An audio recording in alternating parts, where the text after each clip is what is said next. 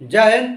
तो इस वीडियो में हम लोग पिता शब्द देखने वाले हैं कि पिता शब्द का प्रयोग कहाँ पे किया जाता है। और अक्सर जब हम लोग अनुवाद बनाते हैं, जैसे पिता के साथ पुत्र घर गया, तो ऐसे ऐसे जब हम लोग अनुवाद बनाते हैं तो इसमें हम लोग गलतियां कर देते हैं।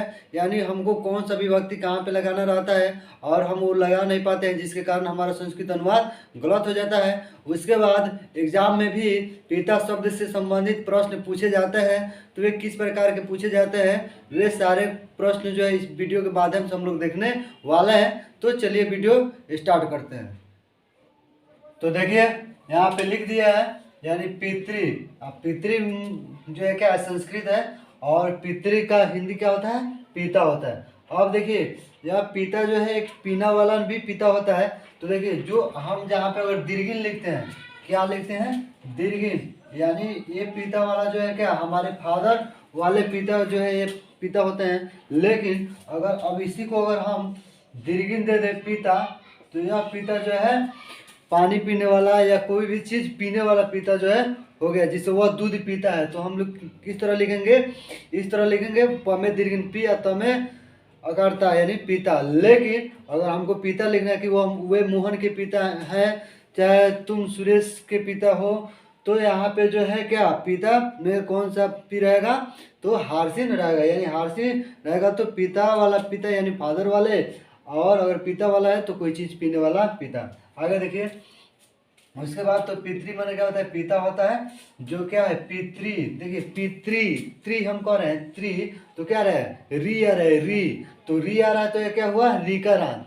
यानी इसके पहले हम बताए थे कि जिसके अंत में जो आता है, अगर अ आ रहा है तो अकारांत, री आ रहा है तो रीकारांत, आ रहा है तो अकारांत, ई आ रहा है तो इकारांत, यानी जो भी अंत में जो है उच्चारण करने के बाद आता है वही उसकारांत होता है। तो हम कह रहे हैं पितृ, री आ रहा है तो यह क्या हुआ, रीकारांत हुआ।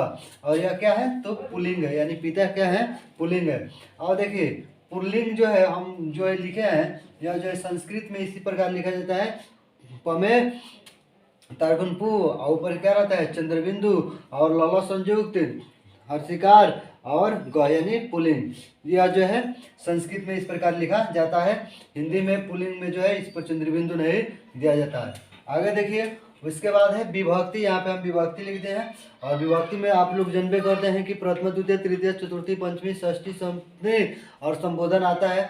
उसके बाद एक वचन, द्विवचन, बहुवचन आप लोग भली भांति से जानते हैं। उसके बाद शायद आप लोग शब्द रूप भी आप लोग को याद होगा, इसमें कोई दिक्कत नहीं है। लेकिन हम लोग का मेन मुद्दा क्या है, हम लोग आखिर इसमें कौन सी बात जो है जानेंगे, एग्जाम में जो है कैसे इसमें से क्वेश्चन पूछेगा, वे हम लोग देखने वाले हैं। तो देखिए आपके एग्जाम में पूछेगा कि पिता शब्द का तृतीय एक वचन क्या होगा। तो पिता शब्द का क्या है, तृतीय क्या है, तृतीय एक वचन क्या है, पित्रा है।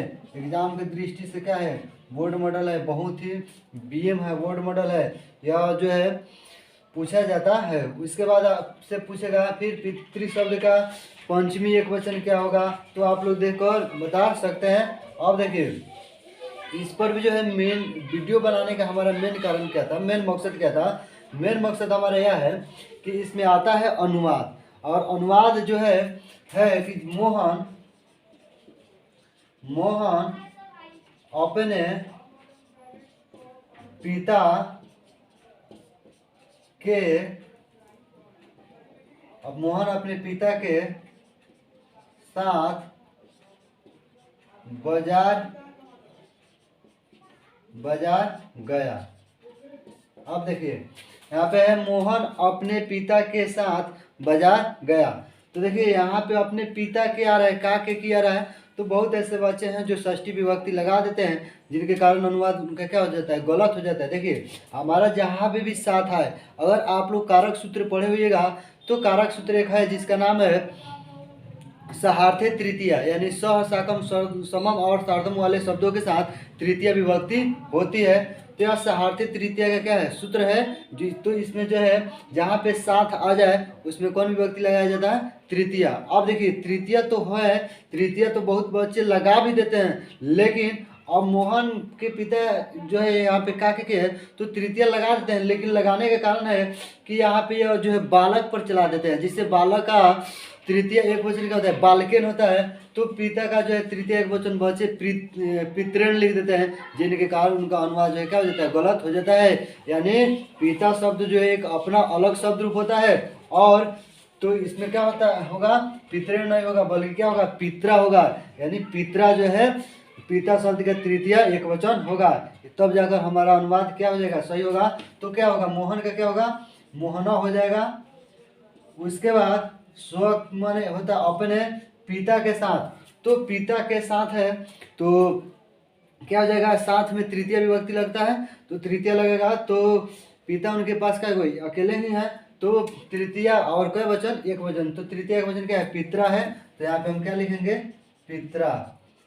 यानी मोहना स्व पित्रा, मोहन अपने पिता के, और साथ का संस्कृत क्या होता है, स्व होता है, स्व भी होता है, सार्धम होता है, समम होता है। तो मोहना स्व पिता स्व, मोहन अपने पिता के साथ, और कहाँ गया, बाजार गया। बाजार का संस्कृत क्या होता है, हाटम, और गया लंग लकार है, अगछत, अगछत। तो इस प्रकार जो है पित्रा शब्द पर जो है अनुवाद बनाया जाता है। तो एक बार इसको हम लोग पढ़ लें, यानी बोलिए आप भी मेरे साथ एक बार बोलिए। प्रथमा जो है पिता शब्द का प्रथमा एक वचन क्या होता है, पिता, पितरौ, पितर। द्वितीय होता है पितरम, पितरौ, पितृण। तृतीय होता है पित्रा, पितृभ्याम, पितृभि। चतुर्थी होता है पित्रे, पित्राभ्याम, पितृभ्य। पंचमी होता है पितु, पितृभ्याम, पितृभ्य। उसके बाद षष्ठी होता है पितु, पितरो, पितृणाम। उसके बाद सप्तमी होता है पितृ, पितरो, पितृषु।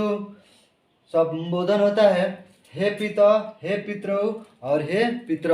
और देखिए यहाँ पे संबोधन का जो हम लोग प्रयोग किए इसमें, लेकिन जब हम लोग अस्मद युष्मद तत्शब्द भवान शब्द बहुत शब्द जो है लिखते हैं, तो उसमें जो है संबोधन का प्रयोग नहीं करते हैं, क्योंकि सर्वनाम में जो है संबोधन का प्रयोग नहीं किया जाता है। और यह पिता क्या है, संज्ञा है, संज्ञा में जो है संबोधन लगाया जाता है, सर्वनाम में नहीं। जैसे मैं, आप, तुम, वह, ये क्या है, सर्वनाम है, तो उसके साथ जो है संबोधन का प्रयोग नहीं किया जाता है। बाकी उस सर्वनाम को छोड़कर जितने भी संज्ञाएं आते हैं उनके साथ जो है संबोधन का प्रयोग किया जाता है। तो अगर आप लोग चाहे तो इसका एक स्क्रीनशॉट ले सकते हैं।